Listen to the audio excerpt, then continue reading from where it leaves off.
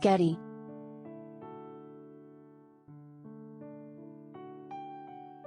The NFL's general counsel Jeff Pash and then Washington football team Prez Bruce Allen took a cheap shot at NFL players, claiming almost none of them bothered to vote.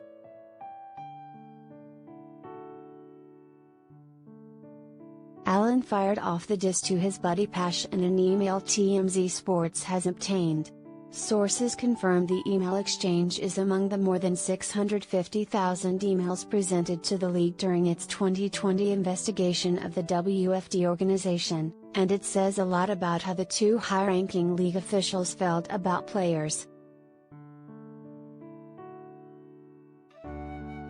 In the 2018 email, Allen says, "I just got a phone call reminding me to vote in the Virginia primary before 7 p.m. today, which I'm going to do. If NFL rules permitted NFL employees to gamble, I would bet $20 that less than 1% of NFL players voted in primaries this year." Pash, who's been described as Commissioner Roger Goodell's right-hand man, replied, "Maybe even take the under, meaning, head bet even less than 1% of players' votes."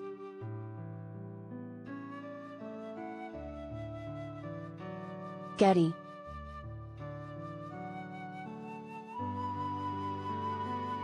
Couple things to keep in mind. This was the summer of 2018, less than 2 years after Colin Kaepernick and several other players were kneeling during the national anthem to stand against police brutality and social injustice.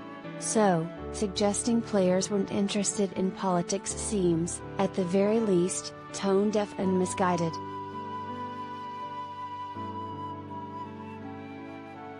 Perhaps the bigger point is, the NFL had this email, and the hundreds of thousands of others, more than a year ago, and yet took no action to discipline anyone involved.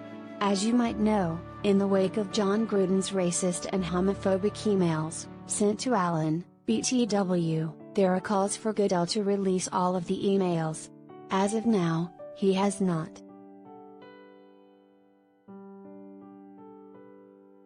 The fact the league's own lead attorney and a team exec are on the record making distasteful remarks about players certainly isn't a good look, and, perhaps, speaks to why the league's sitting on that mountain of emails.